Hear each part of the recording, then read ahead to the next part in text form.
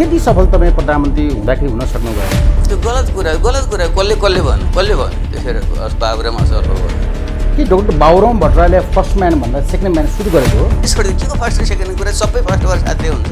म त सचेतन ढङ्गले चाहिँ म टिममा काम गरेँ मान्छे।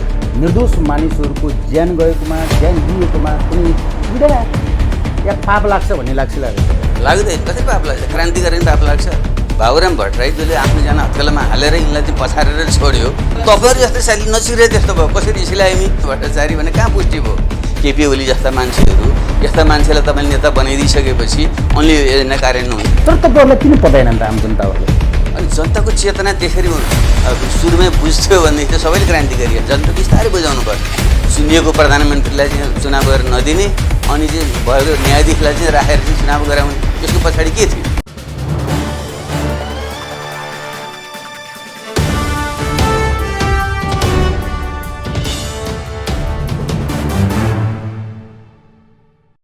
नमस्कार आदरणीय दर्शकवृन्द, कार्यक्रम द टक सोमा यहाँहरूलाई हार्दिक स्वागत गर्न चाहन्छु। म नारायण तिवारी। कार्यक्रम द टक सोमा हामी समसामयिक विषयहरू, आम जनताका चासो चिन्ता र सडकका सवालहरू अनि राष्ट्रिय राजनीतिका विभिन्न एजेन्डा र समाजका विभिन्न मुद्दाहरूमा केन्द्रित रहेका कुराहरू छौँ। दर्शकवृन्द, आज मैले डेली रुटिनाइज पोलिटिक्स या नियमित दैनिकी रूपमा हुनुपर्ने भइरहेका गतिविधिहरूभन्दा अलिक पर रहेर समग्र देश, जीवन, समाज या राजनीतिको बारेमा सैद्धान्तिक होइन व्यावहारिक पाटोबाट कुरा गर्ने प्रयत्न गरेको छु। त्यसको लागि आज मैले देश विदेश सबैतिर परिचित वैचारिक एवं राजनीतिज्ञ एवं पूर्व प्रधानमन्त्री अनि जसपाका वरिष्ठ नेता डाक्टर बाबुराम भट्टराईलाई कार्यक्रममा अतिथिको रूपमा निम्ति आएको छु। डाक्टर बाबुराम भट्टराईलाई धेरैले सफल विचारक र केहीले असफल राजनीतिज्ञको रूपमा पनि टिप्पणी गर्छन्। त्यसैले दर्शकवृन्द, आज मैले डाक्टर बाबुराम भट्टराईसँग धेरै प्रश्न, थोरै जिज्ञासा र केही आशंकाको पोको बोकेर आएको छु र केही सत्यको उद्घाटन या उत्खनन गर्ने प्रयत्न गरेको छु। आउनुहोस् आजको कार्यक्रम सुरुवात गरौँ। डाक्टर साहब, स्वागत छ कार्यक्रममा। धन्यवाद। डाक्टर साहब, जस्तो म केही विषयहरू तपाईँसँग सम्बन्धित वरिपरिका विषयवस्तुहरूमा केन्द्रित गर्न चाहन्छु। जस्तो तपाईँलाई मानिसहरूले बुझेनन् कि तपाईँले मानिसहरूलाई बुझाउन सक्नु भएन? के हो समस्या? कि तपाईँमाथि किन मानिसहरूले थुप्रा प्रश्न, केही जिज्ञासा र केही आशंकाहरू किन गर्छन्? अघि बताइदिनुहोस्। इतिहासबाट हामीले सिक्नुपर्छ। इतिहासको नियम के हुन्छ भने जब हामी पशु जगतबाट होमोसेपियन्स नामको एउटा नरबानरको रूपमा विकसित हुँदै संसारभरि फैलिएर अगाडि आयौँ, एउटा जङ्गली युगबाट बिस्तारै खेतीपातीको युग हुँदै अहिलेको युगसम्म आइपुगेका छौँ। त्यो गर्ने क्रममा सबै प्राणीको चेतना स्तर एउटै हुँदैन। कुनै को अलि अगाडिको चेतना हुन्छ र कसैको अलि पछाडि चेतना हुन्छ। त्यसैले जो अगुवा मान्छेहरू हुन्छन् इतिहासका, तिनीहरूले यो संसारका समाजका विकासका नियमलाई बुझेर नयाँ नयाँ बाटो देखाउने कुराहरू गरे हुन्छन्। तर धेरै मान्छेहरूले सुरुमा बुझ्दैनन्। त्यसैले कुनै पनि मान्छेले जो महान विचारक, चिन्तक, परिवर्तनकामी, क्रान्तिकारी मानिसहरू हुन्, उनीहरूलाई उनीहरूको जीवनकालमा धेरै मान्छेहरूले बुझ्दैन र चिन्दैनन्। ल आज जसलाई भगवान भन्नुहुन्छ तपाईँहरू, चाहे बुद्धलाई भन्नुहोस्, बुद्ध मरेको 200 वर्षपछि अशोकले बल्ल स्थापित गरे हुन्। राजा अशोकले 200 वर्षसम्म बुद्धलाई कसैले चिन्दैन थियो। जिसस क्राइस्ट जो क्रिस्चियनका गुरु हुन्, उनी त मारिएकै हुन् भने नेपालमा यो हाम्रो हिन्दू धर्मका रामचन्द्र र कृष्णका जस्ता कुराहरूको तपाईँले गर्नुभयो। हुन त उनीहरू स्थापित पौराणिक पात्र हुन् या वास्तविक हुन् भन्ने पुष्टि छैन।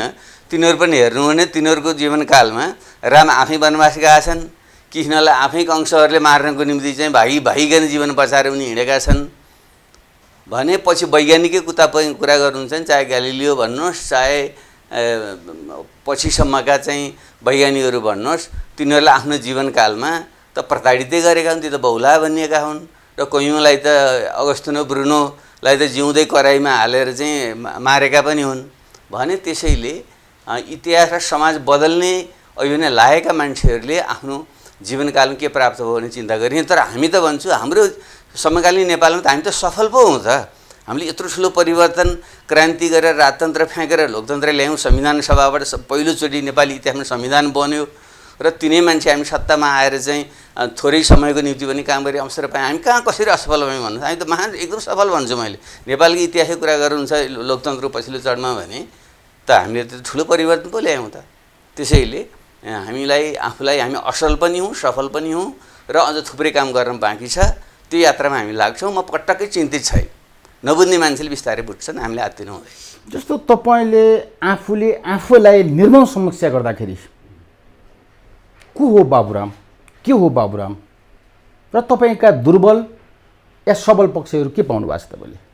यो त इतिहासले मूल्याङ्कन गरेको कुरा। मान्छेले आफ्नो जीवनकालमा मूल्याङ्कन गर्नु हो भने म आफ्नो बारेमा अहिले आफ्नो पक्षमा पूर्वाग्रही हुनसक्छु, तपाईँ मेरो विपक्षमा पूर्वाग्रही हुन सक्नुहुन्छ। त्यसैले यथार्थपरक मूल्याङ्कनलाई चाहिँ इतिहासले छोडिदिनुपर्छ। अहिलेसम्म हेर्दा म आफूलाई कसरी बुझ्न चाहन्छु भने म त यो समाजलाई म जन्मेको कालखण्ड आजभन्दा 66 वर्ष पहिलेको जुन कालखण्डमा म नेपालमा जन्मिएँ र म मर्ने बेलासम्म चाहिँ नेपाल र यो मानव जाति एक कदम भए पनि अगाडि बढोस्, त्यसमा मैले योगदान गर्न सकौँ भन्ने मेरो चाहिँ आकाङ्क्षा हो। त्यसले म एउटा सामान्य गाउँले परिवेशमा हुर्केको मान्छेले एउटा देशलाई बदल्ने, एउटा गणतन्त्रसम्म ल्याउने, एउटा क्रान्तिकारी परिवर्तनको एउटा नेतृत्व गर्ने जुन एउटा अवसर पाएँ म र जनताले फेरि एउटा प्रधानमन्त्रीसम्म हुने जुन अवसर दिनुभयो, त्यसको निम्ति म आभारी छु। र बाँकी समग्र मूल्याङ्कन त इतिहासले गर्छ। तर मेरो एउटा मूल्याङ्कन चाहिँ के मात्रै म होस् हुनेछ भने म एकजना इमान्दारितापूर्वक मानव जातिको निम्ति सेवा गर्ने एउटा प्राणी हुँ भन्ने अर्थमा चाहिँ समाजले बुझ्दै मलाई पुग्छ। मलाई अरू कुनै प्रशंसा, कुनै त्यस्तो ठुलो शालिग, ठुलो चाहिँ प्रशस्ति गाइदियोस् भन्ने मेरो चाहनै छैन। म त्यस्तो राजनीति म गर्दिनँ। म त समाज बदल्ने, जनताको सेवा गर्ने राजनीति गर्छु। त्यसरी बुझ्दै पुग्छ मलाई। जस्तो तपाईँ अर्थमन्त्री हुँदाखेरि जति सफल हुनुभयो त्यति सफल तपाईँ प्रधानमन्त्री हुँदाखेरि हुन सक्नु भएन। पार्टीमा पनि तपाईँ सेकेन्ड म्यान हुँदाखेरि जति सफल हुनुभयो फर्स्ट म्यान हुँदाखेरि त्यति सफल हुन सक्नु भएन। कि डाक्टर बाबुराम भट्टराईले फर्स्ट म्यान भन्दा सेकेन्ड म्यान सुरु गरेको हो? त्यो गलत कुरा कसले भन्यो त्यसरी बाबुराम असफल हो भनेर? बाबुरामले त त्यत्रो क्रान्तिकारी आन्दोलन लायो, ऊ पदको निम्ति नलागेको मान्छे, परिस्थितिले चाहिँ जिम्मेवारी दियो। त मैले जुन गरेँ अर्थमन्त्री छँदाखेरि पनि त्योभन्दा पनि मैले क्रान्तिकारीको रूपमा हेरियोस् भन्छु। मैले नेपालमा संविधान सभा जो 7 सालमा एजेन्डा बनेर आएको थियो त राजाले खोसे, बिपी कोइराला जस्ता हाम्रो युगका चाहिँ एउटा महान विचारकले पनि संविधान सभा जोगाउन सकेनन्। त्यति बेलाको जो पुष्पलाल लगायतका कम्युनिस्ट क्रान्तिकारीहरू थिए उनीहरूले पनि जोगाउन सकेनन्। त्यो नै बाबुराम भट्टराई थियो। जसले 46 सालपछि यसलाई इतिहासको चाहिँ गर्वबाट चाहिँ फोतलेर ल्याएर नेपालमा संविधान सभाबाट संविधान बनाएपछि मात्रै लोकतन्त्र पूर्ण हुन्छ भन्ने कुरो भनेकै गर्यो। र माओवादी पार्टीभित्र पनि प्रचण्ड लगायतका मानिसहरू यसो विपक्षमा थिए, उसले कुरा गरेकै गर्यो। र पछि सङ्घीय लोकतान्त्रिक गणतन्त्र भन्ने पदावलीको आविष्कारक बाबुराम हो माओवादी पार्टीभित्र। अरू काङ्ग्रेस एमाले त पछि लतारिएर तानिएको हो, उनीहरूको एजेन्डै थिएन। इतिहास यसरी बिर्सनु भएन, धेरै मान्छेले बिर्सिरहेछन्। त्यसको हुनाले बाबुराम त सफल मान्छे पो हो त। सफल भन्दा नि ऊ असल मान्छे र उसले आफ्नो जीवनकालमा सामान्य औसत मान्छेभन्दा सफल काम गर्यो भन्ने बुझ्दा हुन्छ। जहाँसम्म यो अर्थमन्त्री प्रधानमन्त्री बेला गरेन भन्ने कुरो गलत कुरा हो। मैले अर्थमन्त्री छँदाखेरि पनि मैले गलत काम कुनै पनि गरिनँ। मेरो पालमा गरेका कामहरू तपाईँले हेर्नुभयो भने जुन राजस्व सङ्कलनका सुधारहरूदेखि लिएर मैले किसानहरूको पक्षमा मैले जुन ढङ्गले काम गरेँ, यो त किसानको देश हो। यो ऋणमा डुबेका जो किसानहरू थिए, मैले 3 लाख किसानहरूका सफल अर्थमन्त्रीको रूपमा आम मान्छेले बुझेका होइन। त्यो प्रधानमन्त्रीको पालमा पनि तपाईँ सेकेन्ड म्यान पनि हुनुभयो। फर्स्ट र सेकेन्डै छोडिदियो। के को फर्स्ट र सेकेन्डको कुरा? सबै फर्स्ट भएर साध्य हुन्छ? म त सचेत ढङ्गले चाहिँ म टिममा काम गरेको मान्छे हो। फर्स्ट र सेकेन्डको कुनै अर्थै होइन। त्यो मान्छे फर्स्ट हुन्छु भनेर बिग्रियो भनेर कामले हुने मान्छे हो चाहिँ जो महान मान्छे भन्छौँ इतिहासमा। कार्ल मार्क्सको कुनै पार्टीका प्रमुख भएको थिए, अध्यक्ष भएको थिए कुनै पार्टीका प्रमुख, कार्ल मार्क्स प्रधानमन्त्री भएको थिए, पुष्पलाल श्रेष्ठ पार्टीको प्रमुख भए भन्नुहोस् त। अनि कम्युनिस्ट आन्दोलन 1 नम्बरमा सोद्धा कसलाई सोध्छ मान्छेले? पुष्पलाल श्रेष्ठ प्रधानमन्त्री भए। बिपी कोइराला त जम्मा 18 महिना प्रधानमन्त्री भए। यहाँ त मान्छे 7 चोटि प्रधानमन्त्री भइरहेछ, 5 वर्ष प्रधानमन्त्री भइरहेछ। बिपी कोइरालासम्म चाहिँ ती मान्छेलाई सम्झन्छ। त्यसैले काम तपाईँले के गर्नु त्यसको आधारमा। म प्रधानमन्त्री भएपछि मैले नै सेना संविधानको काम गरेँ, संविधान सभाको निम्ति चाहिँ एउटा चाहिँ वातावरण बनाउँदै लगेर चाहिँ देशमा चाहिँ एउटा शान्तिको चाहिँ वातावरण मैले त्यहाँनिर निर्माण गरेँ र मलाई चाहिँ सबैतिर घेराबन्दी गरेर बजेट पेस गर्ने 2 वर्षसम्म बजेट पेस नभएको प्रधानमन्त्री म मात्रै थिएँ। त्यो कसले गर्यो, किन गरियो? किनकि मैले ल्याउँथेँ त राम्ररी ल्याउँथेँ। मैले यी जुन यहाँका ठुला ठालुहरूले हैकम जमाएर बसेका थिए त्योभन्दा आम जनताको पक्षमा मैले सुधारहरू गर्थेँ। त्यो नहोस् भनेर राष्ट्रपतिलाई प्रयोग गरेर एउटा अध्यादेश पनि ल्याउन दिएन। अहिले यहाँ पार्टी फुटाउने अध्यादेश चाहिँ प्रधानमन्त्रीले ल्याएको अध्यादेश राष्ट्रपतिले आँखा चिम्लेर चाहिँ जारी गर्नुहुन्छ अहिलेको राष्ट्रपतिले। त्यति बेला मैले चाहिँ बजेट ल्याउँछु, अझै अध्यादेशबाट बजेट ल्याउनु दिनु पऱ्यो भन्दाखेरि पनि उहाँले दिनु भएन र 2 वर्ष मेरो बजेट आएन। फेरि पनि मैले त्यति बेला यो राष्ट्रिय गौरवको योजनाहरूदेखि लिएर जुन सुधारका कामहरू गरेँ, काठमाडौँको सडक विस्तार मात्रै होइन ठुल्ठुला पूर्वाधारका योजनाहरू मैले त सुरु गरेँ हो, जो अहिले राष्ट्रिय गौरवको योजना भन्ने छन्। उत्तर दक्षिणका लोकमार्गहरू, मध्य पहाडी लोकमार्गहरू, बुढी गण्डकी लगायतका परियोजनाहरू कसले सुरु गर्यो भने त बाबुराम भट्टराईले गर्यो। त्यसो भएको हुनाले म असफल भन्ने कुरो म स्वीकार गर्दिनँ र त्यो असफल र सफल भन्दा पनि म चाहिँ जनताको निम्ति सेवा गरेँ कि गरिनँ भन्ने कुरो प्रमुख हो। त्यसले म सन्तुष्ट छु र आगामी दिनमा पनि अझै गर्न चाहिँ बाँकी छ, त्यसको निम्ति म निरन्तर लाग्छु। जस्तो हिजो सशस्त्र विद्रोहको एकजना तपाईँ कमान्डर अहिले पछिल्ला दिनहरूमा तपाईँ नातिसँग रमाइरहेको फोटाहरू या परिवारसँग खुसी खोज्दै गरेका तस्बिरहरू सार्वजनिक गरिरहनु भएको छ। तपाईँ जीवनमा थाक्नु भएको हो कि या वास्तविक धरातलमा फर्कनु भएको? अलिकति बताइदिनुहोस् तपाईँले आफ्नो अनुभव। यो पनि एकाङ्गी भयो। मान्छेहरूको चाहिँ यस्तो एकाङ्गी चिन्तनले हाम्रो नेपाली अत्यन्तै पिछडिएको चेतना देखाउँछ। मान्छे भनेको सर्वाङ्गीण हुन्छ, ऊ चिन्तक हुन्छ, विचारक हुन्छ, क्रान्तिकारी हुन्छ, सामाजिक हुन्छ, निजी हुन्छ, पारिवारिक हुन्छ, सबै हुन्छ मान्छे। त तपाईँले मान्छेले चाहिँ अब एउटै आँख कान नाका मुख हात खुट्टा शरीर भएको पो मान्छे हुन्छ। हामी त नाकहरू कान बिर्सिन्छौँ, कानहरू खुट्टा बिर्सिन्छौँ। त्यहाँदेखि यो मान्छे दृष्टिकोणको अभाव हो। बाबुराम भट्टराई एउटा सर्वाङ्गीण ढङ्गले नै भूमिका निर्वाह गर्दै आएको छ, अहिले पनि निरन्तर लागेको छ। नेपाल जस्तो देश र मात्र होइन कि विश्वमा नै अहिले जुन प्रकारको एउटा ठुलो एउटा सङ्कट छ, एउटा खालको ठुलो नव फासीवाद दक्षिणपन्थी जुन हाबी भइरहेको छ, एउटा वैज्ञानिक चिन्तनभन्दा पनि एउटा रूढिवाद, धर्मान्धता, सङ्कीर्णता, राष्ट्रवादको नाराले अमेरिकादेखि लिएर ब्राजिल, भारत हुँदै नेपालसम्म जुन गाँजेर इतिहासलाई पछाडि फर्काउन प्रयत्न गर्दैछ, त्यति बेला चाहिँ अहिले पनि यो अँध्यारोमा अलिकति सानै भए पनि झुन्किरे जस्तो भने बत्ती बाल्ने काम त बाबुरामले गरेको छ। एकदमै चाहिँ आउँछ बोल्ने को छ? चाहे संसदबाट होस्, चाहे सडकबाट होस्, चाहे मिडियाबाट होस्, उसको आँखामा आँखा जुदाएर बोल्ने मान्छे छ भने त बाबुराम भट्टराई थियो। सबैले बोलिरहेको छ नि। त्यसले सत्य र न्याय त्यो देखिन्छ। थाकेको मान्छे यति सक्रिय हुन्छ। जस्तो तपाईँहरू सशस्त्र द्वन्द्वताका तपाईँहरू 21औं शताब्दीको मानवको मुक्तिको कुरा गर्नुहुन्थ्यो र आज आइपुग्दाखेरि हिजोका दिनहरू या हिजो तपाईँहरूले गरेको कर्महरूप्रति तपाईँहरूको हचुवा थिए या गलत गरियो भन्ने कुनै फर्केर हेर्दाखेरि त्यस्तो पाउनुहुन्छ कि पाउनुहुन्न? महान काम गर्यो भने कसरी गल्ती गरियो भन्नुहोस् त। यत्रो अन्धकार युगमा थियो। फ्रान्सेली क्रान्ति 200 वर्ष पहिले भएको थियो। त्यति बेला राजा महाराजाका टाउका गिँडेर लोकतन्त्र मान्छेले ल्याएका थिए भने त हामीले 21औं शताब्दीको सुरुमा आएर राजालाई चाहिँ त टेबल ठटाएर चाहिँ बिदा गऱ्यौँ हामीले भने त हामीले यत्रो महान काम पो गऱ्यौँ। कसरी गल्ती गरियो भन्नुहोस् त। त्यसले मलाई एकदम गर्व छ। यो त इतिहासमा लेखिने कुरा हो। हाम्रो दुर्भाग्य के भयो भने यो जुन हाम्रो नेपालको चाहिँ पिछडिको जुन चेतना छ त्यसले गर्दा सत्य कुरो, सही कुरो, वैज्ञानिक कुरो स्थापित हुन सकिरहेको छैन र त्यसले गर्दाखेरि मान्छे भ्रमित जुन भइरहेका छन्। हुन त तपाईँहरू धर्म र पापमा त्यति विश्वास गर्नुहुन्न, तर हिजो तपाईँहरूको सशस्त्र द्वन्द्वको बेलामा अनायकमा निर्दोष मानिसहरूको ज्यान गएकोमा, ज्यान लिएकोमा कुनै पीडा या पाप लाग्छ भन्ने लाग्छ लाग्दैन तपाईँहरूलाई? लाग्दैन। कसरी पाप लाग्छ? क्रान्ति गरेर पाप लाग्छ। जो यो कृष्णले कंसको वध गर्दा उनलाई पाप लागेको थियो, रामले रावणको वध गर्दा पाप लागेको थियो। त्यसले ठिक र बेठिकको कुरा हो। त सत्यले अन्यायमाथि दण्ड गर्नु पुण्य हुन्छ, अपराधीले अथवा असत्यले गलतले न्यायको चाहिँ माथि चाहिँ दण्डित गर्यो भने त्यो पाप हुन्छ। हामीले त महान पुण्य कमाएका छौँ। नेपाली जनताको पक्षमा जो शोषित उत्पीडित विभेदमा परेका जनता थिए तिनको मुक्तिको निम्ति हामीले काम गऱ्यौँ। त्यसले हामीले पापै पाप होइन, पाप गरेको छैन, पुण्य हामीले चाहिँ को काम गरेका छौँ र इतिहासले त्यसरी सम्झन्छ। जस्तो हिजो तपाईँहरू सशस्त्र द्वन्द्वको जुन लक्ष्य थियो ती पाइलटहरू आज कोही बोइङ चलाउँदै हुनुहुन्छ, कोही डोजर चलाउँदै हुनुहुन्छ, कोही रिक्सा चलाउँदै हुनुहुन्छ, तितर बितर हुनुहुन्छ। आगामी दिनमा हिजोको लक्ष्यहरू पुरा गर्नको लागि तपाईँहरू फेरि एक ठाउँमा आएर कोसिस गर्ने या लाग्ने सम्भावना चाहिँ नेपालको राजनीतिमा छ कि छैन? त्यो त बिम्मै बेठी भयो तपाईँको। हामीले यत्रो मुख्य कामै हाम्रो देशमा सङ्घीय लोकतान्त्रिक गणतन्त्र ल्याउने र नेपाली जनताले आफूले चुनिएका प्रतिनिधिबाट संविधान बनाउने। संविधान सभा भनेको इतिहासमा बिरलै हुने चाहिँ घटना हो। जनताको चुनिएका प्रतिनिधिले संविधान बनाउनु सबभन्दा ठुलो लोकतान्त्रिक उपलब्धि हो र नेपाली इतिहासमा यो हुन सकिरहेको थिएन। 7 सालदेखि रोकिएर चाहिँ राजा महाराजाहरूले चाहिँ रोकेर राखेका थिए। बिपी कोइराला पुष्पलालहरू जस्ता मान्छेहरूले पनि त्यसलाई कार्यान्वयन गर्न सकेका थिएन। हामीले गऱ्यौँ र हामीले चाहिँ देशमा एउटा लोकतन्त्रलाई पूर्णता दियौँ भने अब बाँकी काम त फेरि त निरन्तर अगाडि बढिरहेको छ नि। एउटै पुस्तामा एउटै मान्छेको जीवनकालमा सबै त गर्न सक्दैन।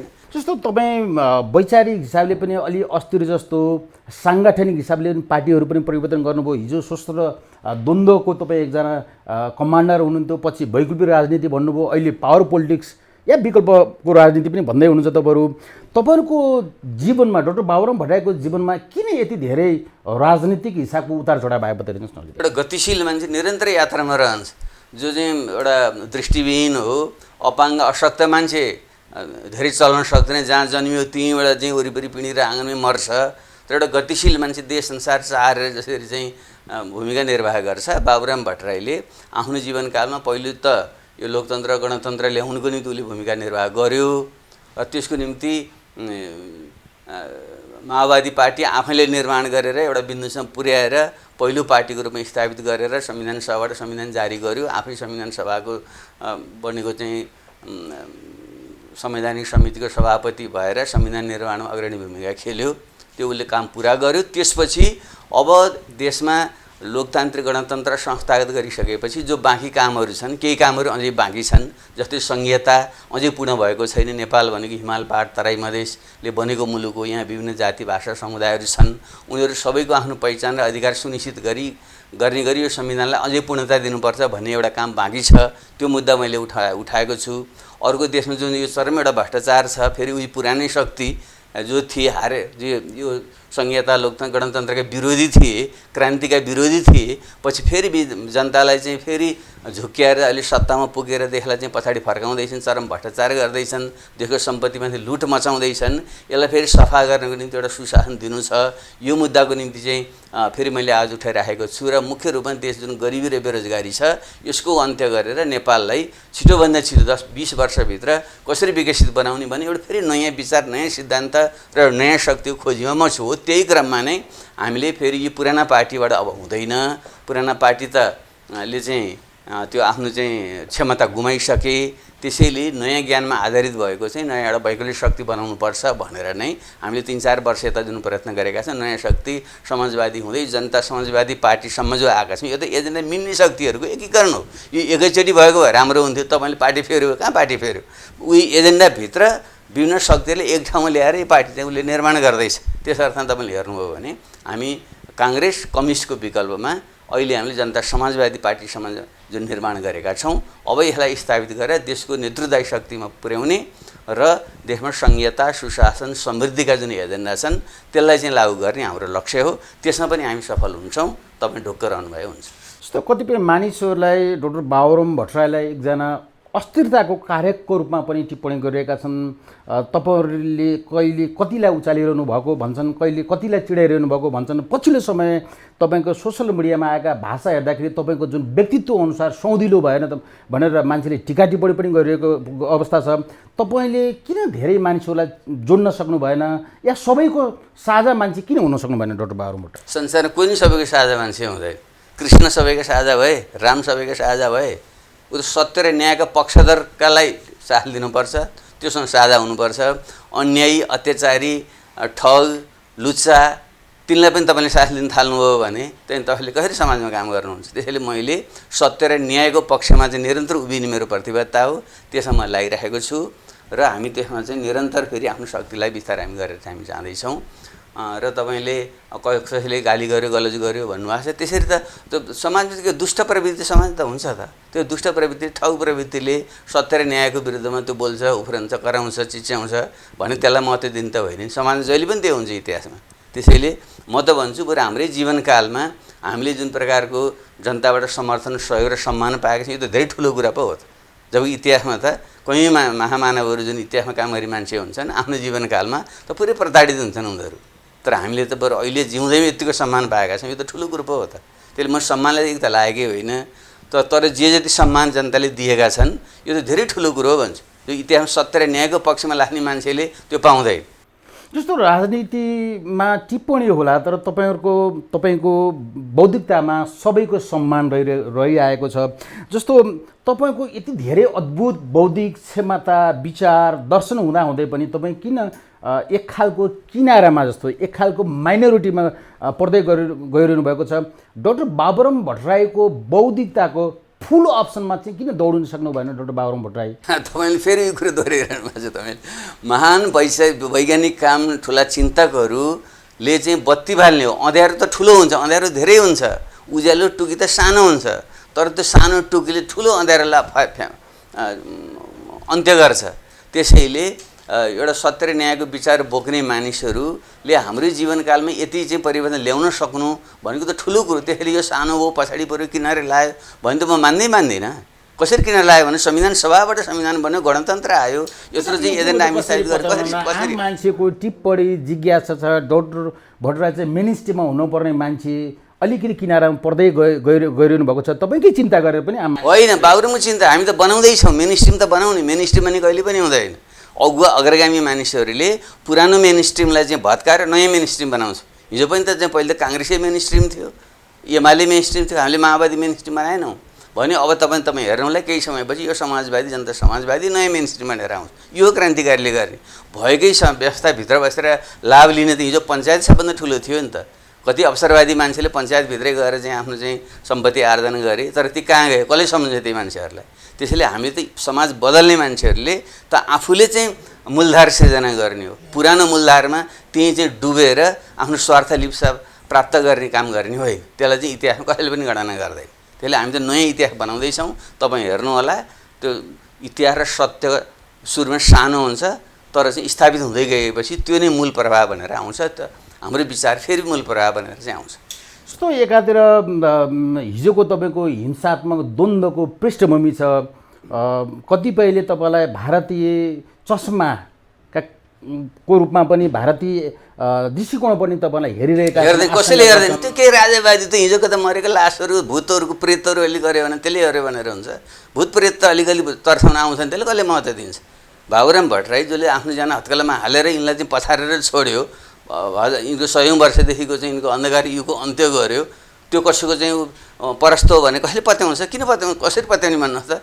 बाबुराम भट्टराई केमा अब्बल रहेन हो? नैतिकताको हिसाबले कहाँ चुक्यो ऊ आजसम्म? उसको चाहिँ आफ्नो ज्ञान विज्ञानमा कहाँ चुक्यो? साहसमा ऊ कहाँ चुक्यो? त्यसैले त्यस्ता खालका मान्छेले भन्यो भन्नुहुन्छ तपाईँहरू। म त तिनलाई हुने वास्तै गरेँ। त्यो त गणना गरेर लागेकै मान्छे होइनन्। त्यो पछाडिएका इतिहासले चाहिँ बगाएको फोहोर कुडा कर्कट र तिनका कुरालाई चाहिँ अहिले ल्याएर हुन्छ? त्यसलाई वास्ता गर्नु पऱ्यो। तपाईँले त मिडियाका साथीहरू यस्ता कुरा ल्याउने होइन। मैले अहिले सुनिरहेको छु कोरोना महामारीको चाहिँ एउटा वैज्ञानिक कारणको सट्टामा एउटा कुनै मूर्खले यो त हुँदै होइन भनिदियो अरे भने त्यो यस्तोमा हामी जान हुन्छ? त्यस्तो गलत कुरा हामी प्रचार गर्नु पनि हुँदैन। सन्दर्भ जोड्न खोजेको चाहिँ डाक्टर साहब, तपाईँको जुन क्षमता थियो, अहिले मैले पनि कुरा गरेँ, फुल अप्सनमा तपाईँ दौडिन नसक्नुको कारणको पछाडि कतिपय सन्दर्भमा तपाईँको सहयात्री या पार्टीको नेत्री, तपाईँको जीवनसाथी इस्लामी का नामहरू पनि जोडिन्छन्। तपाईँले फड्को बार्न नसक्नुमा धेरै गलत यो तपाईँहरू जस्तो नचिरे त्यस्तो भयो। कसरी हिसिलाइमी एउटा चाहिँ आर्किटेक्ट इन्जिनियर मान्छे र आफै एउटा सम्पन्न घर परिवारकै मान्छे, उनको खुब प्रचार गर्न खोज्यो उनी भ्रष्टाचारी भने कहाँ पुष्टि भयो? न्युयोर्क टाइमले यसो लेख्यो भनेर प्रचार गर्यो। न्युयोर्क टाइमले के लेखेर छ भनेर अस्ति एउटा मिडियाले लेखेर त न्युयोर्क टाइम त लेखेकै रहन्छ भने यो चाहिँ खालि ठगहरूले।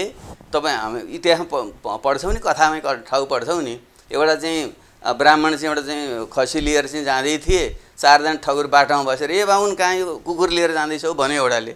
यो त होइन भने अलि परेको यो पनि कुकुर बोकेर जाँदैछौ बाहुन भन्यो। चाडाले भनेपछि चाहिँ मान्छे हो कि जस्तो लाएर चाहिँ खसिरी फ्याँकेर हिँडेको थियो र ठगले खाएको थियो भने जस्तो तपाईँ हामी जस्ता देश र जनताको निम्ति पुरै समर्पण भएर हिँड्ने मान्छेहरूलाई कहिले कसैको भ्रष्टाचारी हो भने, कसैको दलाल हो भनेको छ। ती भन्ने मान्छे को हुन्? ती मान्छे भनेका चाहिँ यी पराजित भएका सामन्ती तत्त्वहरू, भ्रष्ट तत्त्वहरू जसले जनतालाई लुटेका थिए, तिनको स्वर्ग हामीले भत्काइदियौँ, त्यसले तिनले चाहिँ यो दुष्प्रचार गरेका छन्। त्यहाँ यस्तो कुरा नदोहोऱ्याउनु तपाईँले, कृपया तपाईँले। जस्तो अब अरू म समाज या राजनीतिका केही धाराहरूको बारेमा तपाईँसँग जिज्ञासा राख्न चाहन्छु। जस्तो दलहरू या नेताहरू आन्दोलन गर्न सफल हुने, व्यवस्था परिवर्तन गर्न सफल हुने, तर त्यसपछि जनताको आम अपेक्षा या अवस्थालाई चाहिँ पुरा गर्न किन दलहरू या नेताहरू चुकिरहेका छन्? के छ तपाईँको बुझाइ? अनि त्यो हेर्नु, यो परिवर्तन भनेको एउटा प्रक्रियाबाट गुज्रनुपर्छ। यो हुनुको पछाडि के हामी पूर्ण रूपले हामीले क्रान्ति सम्पन्न गर्न सकेनौँ। इतिहास कति निर्माण हुन्छ तपाईँहरू यो अध्ययन गर्नुभयो। हामी नेपालीको एउटा बानी इतिहास नपढ्ने पनि भयो। फ्रान्सेली क्रान्ति के भएको थियो? त्यहाँका राजा महाराजालाई पुरै गिडिएको थियो। बेलायती क्रान्ति त्यहाँको चार्ल्स प्रथमलाई चाहिँ गिडिएको थियो। त्यसरी लोकतन्त्र आएको थियो। अमेरिका तपाईँले हेर्नुहोस् त, जर्ज वासिङटनहरूको नेतृत्वमा पुरै र पछि लिङ्कनहरूको नेतृत्वमा चाहिँ दास मालिकहरूसँग लडाइँ हुँदाखेरि उनलाई पुरा चाहिँ परास्त गरिएका थिए। रुसमा चाहिँ पुरै चाहिँ त्यो पुरा चाहिँ जारहरू चाहिँ काटिएका थिए। चीनमा चाहिँ पुरै सामन्तहरू चाहिँ बढाइरहेका थिए। त्यसरी नै देशको विकास भएको छ। हामी कहाँ चाहिँ के भयो भनेदेखि हामीले बल्ल बल्ल पछिल्लो चरणमा आएर चाहिँ गणतन्त्रसम्म त पुर्यायौँ, तर सम्झौता गरेर गर्नु पऱ्यो। हामीले चाहिँ आफूले पुरै पूर्णता पुर्याउन सकेनौँ, किनकि त्यसको पछाडि यो परिस्थिति, यो राष्ट्रिय अन्तर्राष्ट्रिय परिस्थिति बाधकहरू थिए। देशभित्रका फेरि यो पुरानै शक्ति चाहिँ बिस्तारै तीसँग सम्झौता गर्न हामी चाहिँ बाध्य भयौँ। र यहाँका जुन संरचना थिए, यहाँको अड्डा अदालतदेखि लिएर जुन ढङ्गले पुरै पुनर्संरचना गर्नु पर्थ्यो, यहाँको चाहिँ ब्युरोक्रेसी नोकरशाहीको ढाँचामा परिवर्तन गर्नु पर्थ्यो, सुरक्षा अङ्गहरूको चाहिँ परिवर्तन गर्नु पर्थ्यो, त्यसलाई चाहिँ हामीले चाहिँ गर्न सकेनौँ। सम्झौता गर्दाखेरि चाहिँ फेरि बिस्तारै पुरानो शक्ति हाबी भए। केपी ओली जस्ता मान्छेहरू, यी मान्छे त पुरै गणतन्त्रका विरोधी मान्छे, संहिताका विरोधी मान्छे, संविधान सभाकै विरोधी मान्छे, यस्ता मान्छेलाई तपाईँले नेता बनाइदिइसकेपछि अन्य योजना कार्यान्वयन हुन्छ नि? भएको त्यसरी हो। किन यो भएन भने जो क्रान्तिकारी हो, परिवर्तनकामी हो, तिनको हातमा कमसेकम 1-2 दशक नेतृत्व हुनुपर्छ। त्यसरी त देश विकास। तपाईँहरूले पनि आम जनताको विश्वास किन जित्न सक्नु भएन? जनताहरूले पनि तपाईँलाई किन भरोसा गरेर त्यो ठाउँमा पुर्याउन सकेन त? त्यसमा त तपाईँहरूको पनि गम्भीर होइन। हामी त उत्पीडित विभेदमा परेका जनताहरूलाई लिएर हिँड्न चाहिँ समय लिन्छ। त्यसले जो यहाँका ठुला ठालुहरू थिए, साधन स्रोतमाथि चाहिँ पकड जमाएर जो मान्छेहरू बसेका थिए, र सेना, पुलिस प्रशासन, राष्ट्रिय अन्तर्राष्ट्रिय शक्तिहरू जुन आड थियो, तिनीहरूको विरुद्धमा चाहिँ हामीले कमसेकम हतियार उठाएर यिनलाई एक हदसम्म त झुकायौँ। तर पूर्ण रूपले झुकाउनुको निम्ति के ऊ भयो भनेदेखि शक्ति सन्तुलन हाम्रो चाहिँ अलिकति हामी पुगेन। हामीले सम्झौता गर्न बाध्य भयौँ। सम्झौता गरी क्रमशः चाहिँ फेरि पुरानै शक्ति हाबी हुँदै गए। त्यसले गर्दाखेरि पुरानै सोच चिन्तन हाबी भएको कारणले देशको चाहिँ विकास गति पछाडि परेको। तर तपाईँ अब हेर्नु होला, विज्ञानको प्रविधिको जुन विकास छ, मान्छेको जुन चेतना आइरहेछ, गाउँ गाउँमा चाहिँ मान्छेहरूले चाहिँ नयाँ नयाँ कुरा सिकिरहेका छन्। फेरि अर्को एउटा उभार आउँछ। त्यो अर्को एउटा उभारले यस्ता तत्त्वहरूले फेरि पाखा लाउँछ र नेपाल अगाडि बढ्छ। हामी हात्ती हुँदैन, म हात्ती छैन, म त्यसको तयारीमा छु। फेरि अर्को एउटा आँधी बेरी ल्याउनुपर्छ भन्ने पक्षमा म छु। जस्तो आन्दोलनको समयमा होस् या व्यवस्था परिवर्तनको सन्दर्भमा होस् या अवसर नपाउँदाखेरि दलका नेताहरू नायक जस्ता देखिने, क्रान्तिकारी जस्ता देखिने, तर जब अवसर आउँछ, जब व्यवस्था परिवर्तन आउँछ, जब सत्ताको निकट हुन्छ, जब सरकारको निकट हुन्छ, तिनै नेताहरू फेरि खलनायक रूपमा देखिने जुन टेन्डेन्सी या विरासत बनाऊ, यो के कारणले गर्दाखेरि यो अवस्था आइपुग्यो? सबै हुँदैन, केही हुन्छ। हिजोका बाचाहरू, हिजोका आदर्शहरू, हिजोका सपनाहरू किन भन्छन्? केही हुन्छ, केही के हुन्छ भनेदेखि मान्छे हो, अलि उमेर हुँदाखेरि त्यो थाक्दै पनि जान्छ, गलत मान्छेले ती घेरिँदै जान्छन्। फेरि हामी त पशु जगतबाट नै हुर्केर विकसित भएर आएका हौँ। त्यो पशुवत गुण पनि मान्छे, लोभ लालच भन्ने पनि मान्छेहरूमा हुन्छ। त्यसैले चाहिँ अगुवा मान्छेहरूले चाहिँ आफूलाई निस्वार्थ ढङ्गले आफूलाई अगाडि बढाउन सक्दा तिनले महान नेतृत्व बनेर देशको चाहिँ कायापलट गर्न सक्छन्। तर अधिकांश मान्छे चाहिँ के हुन्छ भने सत्तामा गइसकेपछि त्यहाँ अलिकति लटपट्टि, लोभ लालचमा फस्ने, आफन्तवादमा फस्ने, यो जुन आसेपासे पुँजीवाद भनिन्छ, क्रोनी क्यापिटलिजम, त्यसमा चाहिँ लटपट्टि नै स्थिति चाहिँ आउँछ नेपालमा। क्रान्ति अधुरो भएको हुनाले त्यो भन्छु। यो किन भयो भने यो हिजो नेपाली काङ्ग्रेस पनि कतिपय सन्दर्भमा तपाईँहरूका सहयोद्धाहरूकै टिप्पणी छ, आम जनताको पनि टिप्पणी छ। तपाईँहरूले पनि त हिजोको बाचाहरू, हिजोको आदर्शहरू, हिजो सपनाहरू, हिजोको एजेन्डाहरू त भुल्नुभएकै हो नि? हामीले भुलेका छैनन्। अब केही मान्छेले भुलिहाल्नु। बाबुराम भट्टराईले कहाँ भुल्यो? बाबुरामले हिजो जे भनेको थियो, देखेर जनताको राजनीति अधिकार प्राप्त गरिसकेपछि फेरि यो भ्रष्टाचारको अन्त्य गर्दै सुशासन समृद्धि दिशातिर जानुपर्छ भनेको त हिजो नि त्यही भने त आज नि त्यही भनिरहेको छ। तर तपाईँहरूलाई किन पताएनन् त आम जनताहरूले? अनि जनताको चेतना त्यसरी सुरुमै बुझ्थ्यो भनेदेखि त सबैले क्रान्ति गरिहाल्छ। जनता बिस्तारै बुझाउनु पर्छ। हिजो गणतन्त्र बुझाउनु कति समय लागेको थियो हामीलाई भन्नुहोस् त? संविधान सभा बुझ्न कति समय लाग्यो भने अहिले यो भ्रष्टाचारको विरोधमा र फेरि सुशासनको पक्षमा कुरा गर्ने अलिकति समय लाग्छ, जनताले फेरि बुझ्छन्, फेरि त्यो उभाएर आउँछ। म त्यसमा ढुक्क छु। जस्तो नेपालको विकास, समृद्धि, सुशासन या शान्ति र स्थिरतातर्फ चाहिँ फड्को मार्न किन सकेन र कसले के गर्नुपर्छ भन्ने लाग्छ तपाईँलाई? अब त्यसको निम्ति पहिलो कुरो त यस्तो अग्रगामी चेत भएका मान्छेहरू एक ठाउँमा आउनुपर्छ। तिमीले छरिनु भएन, किन समाज त निरन्तर गतिशील परिवर्तनशील हुन्छ। त्यसैले हामीले चाहिँ अहिलेको युगको आवश्यकता के हो, ज्ञान विज्ञान के हो, हामी किन पछाडि पऱ्यौँ भन्ने कुरालाई ठिक ढङ्गले बुझ्ने र त्यसअनुसारको नीति बनाउन सक्ने क्षमतावान भएका मान्छेहरू एक ठाउँमा आउनुपर्छ र तिनीहरूले फेरि क्रमशः एउटा आफ्नो शक्ति आर्जन गरेर देशको नेतृत्व गरेर यसलाई चाहिँ रूपान्तरण गरेर चाहिँ हामी जानुपर्छ। त्यसैको निम्ति हामीले वैकल्पिक शक्तिको हामीले कुरा गर्दैछौँ र मलाई लाग्छ केही समयपछि मान्छेले बुझ्छन्। मान्छेको चेतना त एउटा व्यवहारबाट बुझ्ने हुन्छ। त्यसैले चाहिँ हिजो का जुन पुराना पार्टीहरू छन् ती पार्टीले कुनै कालखण्डमा अलि केही काम नगरेका होइनन्, तर अब आउँदो युगको काम पुरा गर्न तिनीहरू सफल छैनन् भन्ने कुरो आम जनताले बुझेका छैन। हामी अलिकति बुझेका मान्छेहरूले भनिराख्नुपर्छ, बुझाइराख्नुपर्छ, अनि जनताले बुझेपछि फेरि एउटा नयाँ उभार आउँछ र त्यति बेला फेरि अर्को परिवर्तन आउँछ। जस्तो धेरै मानिसहरू आजको समाज, आजको राजनीति या आजको अवस्थाप्रति त्यति धेरै सन्तुष्ट हुन सकिरहेका छैनन्, निराश जस्ता देखिन्छन्, आशावान हुन सकिरहेका अवस्था छैन। तपाईँले चाहिँ आगामी दिनको नेपालको भविष्य या पिक्चर कस्तो देख्नु भएको छ? कस्तो होला हाम्रो देश? केही समय या केही आगामी दिनको कस्तो देख्नु भएको छ? और केही समय त यो पुराना हिजोका काङ्ग्रेस र कम्युनिस्ट पार्टीमा लागेका जो मानिसहरू बारेमा जुन जनतामा अहिले भ्रम बाँकी छ, त्यो भ्रम चाहिँ बिस्तारै अब त्यो तोडिँदै जान्छ। किनकि नेपाली काङ्ग्रेसले नै अवसर पाएकै हो, खासै परिवर्तनको नेतृत्व गर्न सकेन। पछिल्लोचोटि चाहिँ एमाले र माओवादी मिलेर जुन नेकपा बन्यो, त्यसबाट केही बन्छ कि भन्ने जनतालाई अलिकति आशापूर्ण भ्रम भयो र उनीहरूलाई अवसर दिए। तर यो 2.5 वर्षले के देखायो भने उनीहरू त झन् चरम भ्रष्टाचारमा डुबे, आफ्नै आसेपासे मान्छेलाई पोस्नु बाहेक जनताले केही पनि गरेनन्। देशमा विकास र समृद्धिको कुनै ठोस खालको योजना कार्यान्वयन पनि भएन।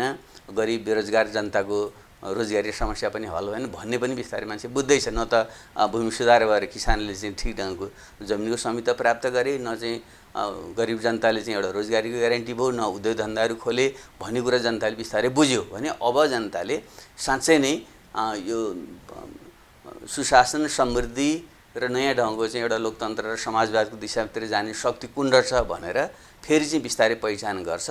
त्यसो भइसकेपछि चाहिँ यी अग्रगामी शक्तिहरू चाहिँ एक ठाउँमा आउँछन् र तिनले देशको नेतृत्व लिन्छन् र त्यसपछि देश बन्छ। म चाहिँ त्यो देख्छु, त्यो सम्भावना देख्छु। किनकि छरछिमेक पनि तीव्र गतिले परिवर्तन हुँदैछ। किनकि त अहिलेको युगमा त संसार त अन्तर सम्बन्धित छ। ज्ञान विज्ञानको चेतना, यो जुन स्मार्टफोन हामी सबैका खल्तीहरूमा छन्। सामान्य गृहिणीहरूले पनि घरमा बसेर चाहिँ पछिल्लो ज्ञान विज्ञान बुझेको अवस्था छ। हाम्रै दाजुभाइहरू चाहिँ देशका विभिन्न ठाउँमा चाहिँ संसारका चाहिँ 170 देशमा चाहिँ नेपालीहरू चाहिँ चार्न पुगेका छन्। तिनले पनि नयाँ चेतना ल्याउँछन्। चीन, भारत जस्ता छिमेकमा पनि ठुलो एउटा चाहिँ आर्थिक विकासको चाहिँ लहर आइरहेको छ। त्यसको प्रभाव नेपालमा पनि पर्छ र हिमाल पहाड तराई मधेसका यस्ता अग्रगामी चेत भएका मान्छेहरू चाहिँ एक ठाउँमा आएर देशलाई चाहिँ नयाँ नेतृत्व दिन्छन्। म चाहिँ भविष्य राम्रो देख्छु। त्यसको निम्ति यो अग्रगामी शक्तिहरू एक ठाउँमा आउनुपर्छ। अगुवा चेतना भएका मान्छेहरू, एउटा चाहिँ भ्रष्टाचारमा नडुबेका, सच्चरित्र भएका त्यस्ता मान्छेहरू, एउटा दृष्टिकोण स्पष्ट भएका, भिजन भएका मानिसहरू एक ठाउँमा आए भने वैकल्पिक शक्ति बन्छ र वैकल्पिक शक्तिले देशको नेतृत्व लिन्छ। डक्टर साहब, जस्तो हिजो पञ्चायत थियो, त्यस कारणले प्रजातन्त्र आयो, प्रजातन्त्र पछाडि फेरि भएर त्यसले नि पुगेन भन्ने भयो, फेरि लोकतन्त्र ल्याइयो, लोकतन्त्रले नि पुगेन, फेरि गणतन्त्र ल्याइयो। व्यवस्थाहरू निरन्तर परिवर्तन भइरहे, तर आम जनताको कुनै अवस्था परिवर्तन भएन। हिजो तपाईँहरूले निरङ्कुश राजालाई देखाउनु भयो, त्यही कारणले आम जनताले गणतन्त्र ल्याउन सहयोग गर्नुभयो। हिजो अस्थिरतालाई देखाउनु भयो, त्यही कारणले चाहिँ तपाईँहरू अहिलेका नेपाल कम्युनिस्ट पार्टीलाई बहुमत दिए। तर जनताको अपेक्षा पुरा भएन। मैले तपाईँ लगायत नेपालका दलहरू र नेपालका नेताहरूलाई गरेको प्रश्न अब तपाईँलाई के चाहियो जनतालाई डेलिभर दिनु त्यो एउटै कुरा हो प्रजातन्त्र लोकतन्त्र गणतन्त्र भनेको एउटै डेमोक्रेसी हो त्यो त्यसले हामी नेपालमा फेरि एउटा फेसन जस्तो यहाँ बनाएको छ क्या हामी कति बदली के प्रणाली बदलिएको छ एउटै राजतन्त्रको गणतन्त्र लोकतन्त्र यति दुईवटा मात्र प्रणाली बदलिएको छ त्यसले धेरैचोटि बदलिरह्यो भन्ने भने होइन त्यो त अंश भयो क्रान्तिलाई एउटै झड्कामा पुरा गर्न नसकेका हुनाले एक प्रकार हलाल क्रान्ति रेटेर क्रान्ति गरिरहेका छौँ क्या हामीले छट्टा हानेर चाहिँ छिनाल्न नसकेका हुनाले तपाईँले त्यस्तो देखिएको त्यही क्रान्ति हामीले 7 सालमा गर्न सक्यो भयो 70 वर्षमा हामी कहाँ पुगिसकेको थियौँ 7 सालमा पनि हामीले सङ्घर्ष गऱ्यौँ राणासँग फेरि समझौता गऱ्यौँ 46 सालमा पनि सङ्घर्ष गऱ्यौँ फेरि राजासँग समझौता गऱ्यौँ बल्ल 62-63 माओवादी जनयुद्ध र 62-63को आन्दोलनले राजतन्त्र फ्याँकेर भर्खर 10-12 वर्ष त भएको छ अहिले भने 10-12 वर्षमा केही पनि भएन भन्नु त मिलेन भर्खर संस्थाहरू बनिँदैछ तैपनि फेरि हामीले समझौता गरेको हुनाले पुरानै संस्थाहरू जो हाम्रो अदालतहरू यो चाहिँ अख्तियारहरू यी पनि अहिले भ्रष्टाचारका जुन केन्द्र बनिरहेका छन् त्यसले गर्दा अलिकति ढिलो भएको हो तर व्यवस्था धेरै फेरियो भने होइन व्यवस्था कि त राजतन्त्र थियो कि चाहिँ गणतन्त्र यति दुईटा व्यवस्था हो अरू भनेको चाहिँ एउटा मात्रात्मक परिवर्तन किनभने आम मानिसहरूको प्रश्न पनि हो यो किनभने देशलाई खालि प्रयोग मात्रै गरियो होइन प्रयोग भएर क्रान्ति पुरा नभएको हो त्यो 7 सालमा फ्याँक्न सक्नुपर्थ्यो हामीले राजालाई फ्याँक्न सक्ने फेरि फर्केर आयो 46 सालमा फ्याँक्नु पर्थ्यो फेरि सकिएन मूलत हिजोको जुन द्वन्द्व थियो त्यो द्वन्द्वको एक खालको तपाईँहरूले केही भाषामा कुरा गर्दाखेरि सम्झौताको दस्तावेज संविधान जारी भएपछि मूलत देश एक खालको हाइवेमा अगाडि बढ्छ मुलुकको प्रायोरिटीहरू सुख समृद्धि र विकासतिर जान्छ भन्ने जुन अपेक्षा थियो जनअपेक्षा थियो त्यसमा त दलहरू चुकेकै छन् आम जनताका एजेन्डाहरू मुद्दाहरूलाई सम्बोधन गर्न दल या तपाईँहरूलाई के लिछक्यो केले छक्यो भने जो क्रान्तिकारी शक्तिहरू थिए तिनको हातमा पुनः सत्ता आउनु पर्थ्यो त्यही आएन तपाईँले हामीले काम गरेर दिनुभयो हामीले 6-9 महिनामा हाम्रो सरकार फ्याँकिदिनु भयो तपाईँहरूले संविधान सभाबाट चाहिँ आगोले संविधान बनाउन नदिएर सबै चारपट्टि घेराबन्दी गरेर पहिले संविधान सभा बन्न नदिने अनि त्यसपछि चाहिँ फेरि अब एउटा चाहिँ न्यायाधीशलाई ल्याएर चाहिँ सरकारमा राखेर चुनिएको प्रधानमन्त्रीलाई चाहिँ चुनाव गरेर नदिने अनि चाहिँ भएको न्यायाधीशलाई चाहिँ राखेर चाहिँ चुनाव गराउने यसको पछाडि के थियो अनि यिनै पुरानो शक्तिहरूको हात थियो अनि यस्तो गडबड भइसकेपछि जसको भिजन छैन चिन्तन छैन पुरै प्रतिगामी शक्तिहरू छन् तिनलाई चाहिँ सत्तामा पुर्याउने नेतृत्व दिने अनि भएन भने गुनासो गरेर हुन्छ यसको जवाफ के हो भने क्रान्तिकारी परिवर्तनकामी अग्रगामी शक्तिहरूलाई चाहिँ अहिले पनि चाहिँ यथार्थ चाहिँ तागत प्राप्त भएको छैन त्यही कारणले गर्दाखेरि यो गिजो लिएर चाहिँ बसिरहेको छ तर जनता अब बिस्तारै चेतनशील हुँदैछ अबको पढे लेखेको मान्छे देश विदेश घुमेको मान्छे त्यसले फेरि एउटा नयाँ ढङ्गले चाहिँ अर्को एउटा उथलपुथल ल्याउँछ त्यसपछि यी कुरा कर्कट बढालिन्छन् र देश बन्छ डाक्टर साहब जस्तो आम मानिसहरूले पनि जति अपेक्षा गरेका थिए त्यो खालको गणतन्त्रले डेलिभरी दिन सकेन शासकहरूले नेताहरूले डेलिभरी दिन नसक्दाखेरि गणतन्त्रमाथि पनि धेरै मान्छेहरूको टिप्पणी सुनिन्छ कतिपय सन्दर्भमा त हिजो तपाईँहरूले मिल्काउनु भएको राज संस्था फर्किन सक्ने या देशी विदेशी सौदी केन्द्रहरू लागिरहेको भन्ने कुरा छ तपाईँ यो व्यवस्थामाथि कुनै च्यालेन्ज देख्नुहुन्छ छैन कुनै च्यालेन्ज छैन कोही फर्केर आउनेवाला छैन समाज अगाडि नै जान्छ बगेर गएको पानी फर्केर आउँदैन त्यहाँ त्यो भरमा कसैले नपाले हुन्छ ढिलो भएको म त्यही भन्दैछु नि त क्रान्तिलाई पुरै झड्काउँ पुरा गर्न नसकेको हुनाले यी कुरा कर्कटले छेकिरहेका छन् त्यसले ढिलो भयो त्यसले त्यो फर्केर चाहिँ कोही पनि आउनेवाला छैन जस्तो अब तपाईँकोमा के कुराहरू चाहिँ अन्तमा संक्षिप्तमा जस्तो नेपालको सन्दर्भमा अलि क्षमता भएका भनिएका मान्छेहरू अलि व्यावसायिक ढङ्गबाट अघि बढ्न चाहने मान्छेहरू या अलिकति इमान्दार मान्छेहरू किन चाहिँ समाजको जुनसुकै धारमा राजनीति या हरेक धारमा चाहिँ माइनोरिटीमा पर्ने गरेका या मेन स्ट्रिममा आउन किन सकेनन् तपाईँको बुझाइ के छ अनि इतिहासको नियम मैले सुरुमै भने नि तपाईँले त्यो अग्रगामी चेतना वैज्ञानिक चेतना भएका मान्छे थोरै हुन्छन् नबुझेका अबुझ मान्छे धेरै हुन्छन् त्यसले चाहिँ बुझेका चेतना भएका मान्छेहरूले चाहिँ फेरि बिस्तारै अरूलाई बुझाउँदै गएर नेतृत्व गर्नुपर्छ त्यसबाट आत्तिनु हुँदैन इतिहासको नियम नै त्यही हो तर म फेरि पनि के भन्छु भने नेपालका केही एजेन्डाहरूमा एकरूपता हुनुपर्छ पहिलोको त नेपाल भनेको एउटा बहुजातीय बहुभाषीको मुलुक हिमाल पहाड तराई मधेसका विभिन्न सभ्यता संस्कृति भएको एउटा मुलुक हो त्यसैले यी सबैलाई हामीले राज्य सत्तामा सहभागी गराउनुपर्छ र पार्टी पनि सबैको पार्टी बनाउनुपर्छ पहिलो कुरा दोस्रो कुरा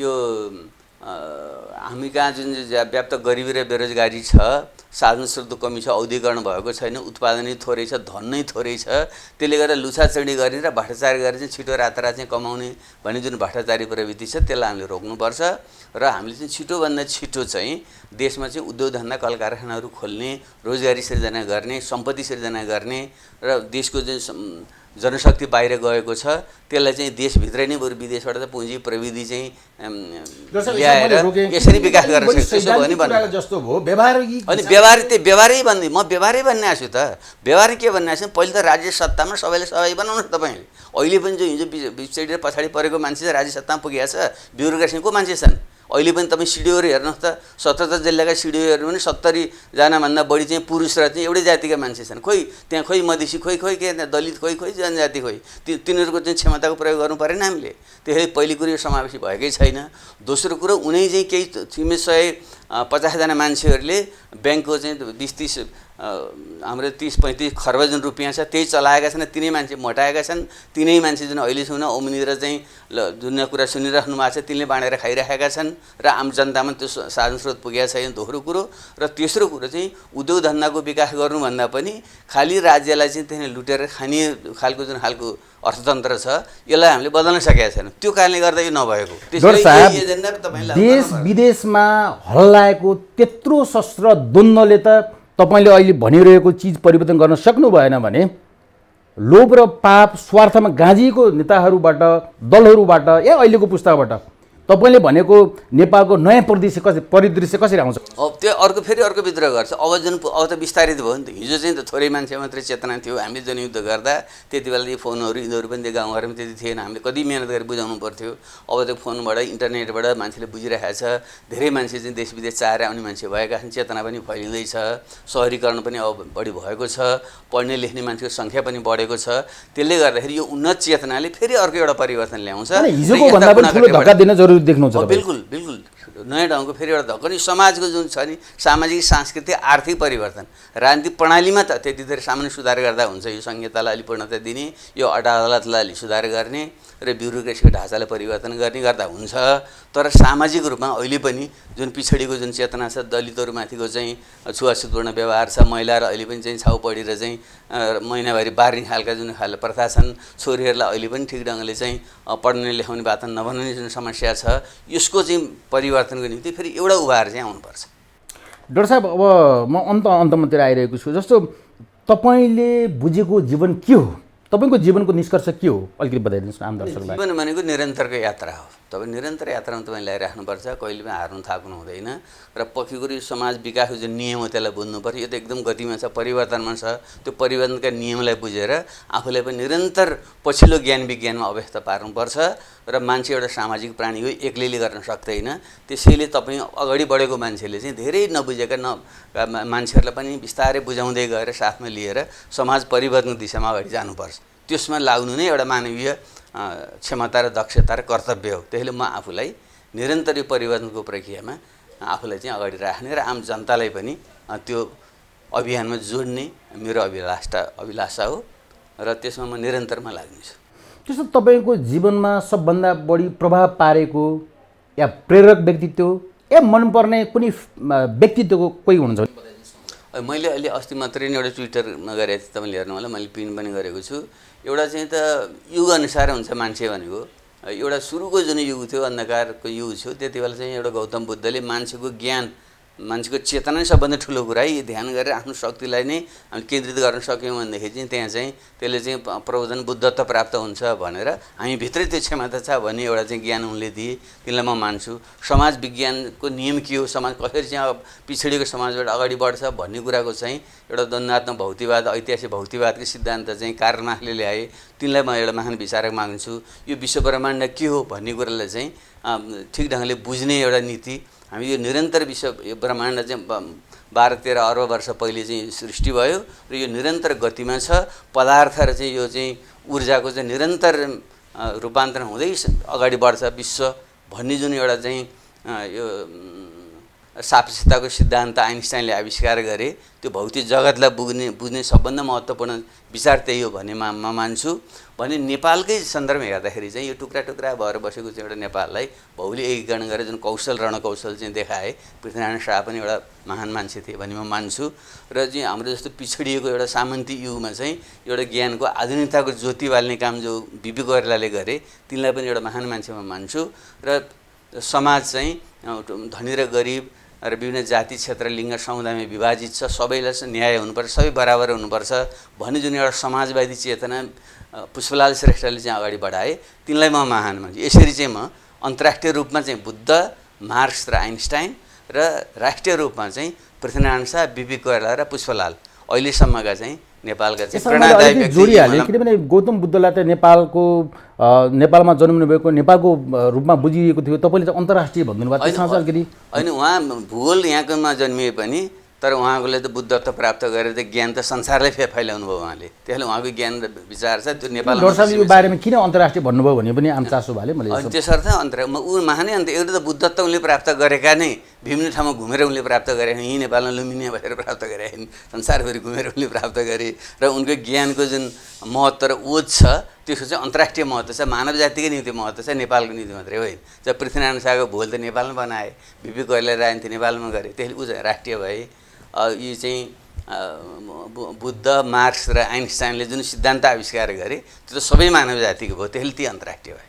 डक्टर साहब अन्तमा तपाईँको बाँकी जीवनको सपना या योजना के छ अन्तमा बताइदिनुहोस्। मेरो बाँकी जीवनको समयमा अन्तिम बेलासम्म सत्य र न्यायको पक्षमा निरन्तर लाग्ने, त्यो असत्य अन्याय अन्धविश्वासमा कहिले पनि लाग्दिनँ र चाहिँ ठुलाले सानालाई थिचोमिचो गर्ने, बलियोले निर्दल थिचोमिचो गर्ने यस्तो अन्यायपूर्णको पक्षमा म रहने छैन। सत्य र न्यायको पक्षमा निरन्तर लाग्न सकौँ, मेरो यो प्रतिबद्धता एउटा यो हो। दोस्रो कुरा चाहिँ आफ्नै जीवनकालमा नेपाल अहिले पनि यस्तो गरिब बेरोजगारी जुन अवस्थामा छ त्यसलाई चाहिँ सम्पन्न बनाएर चाहिँ हामी सबै कोही पनि भोकले नमरुन्, कोही पनि चाहिँ उपचार नपाएर नमरुन् र सबै चाहिँ सुखी हुन्, समृद्ध हुन्, त्यस्तो चाहिँ एउटा नेपाल देख्ने चाहिँ मेरो चाहिँ सपना छ। यसैको निम्ति मेरो जीवन समर्पित हुन्। हुन्छ डक्टर साहब, कार्यक्रमलाई समय दिनुभयो, महत्त्वपूर्ण विचार राखिदिनु भयो, तपाईँलाई धेरै धेरै धन्यवाद। ल, तपाईँलाई धेरै धेरै धन्यवाद। आदरणीय दर्शकवृन्द, आज यो कार्यक्रम यहीँ सकिन्छ। कार्यक्रम हेरेर साथ दिनुभएकोमा तपाईँहरूलाई पनि धेरै धेरै धन्यवाद। कार्यक्रमबाट म प्रस्तुता नारायण तिवारी पनि बिदा चाहन्छु। नमस्कार।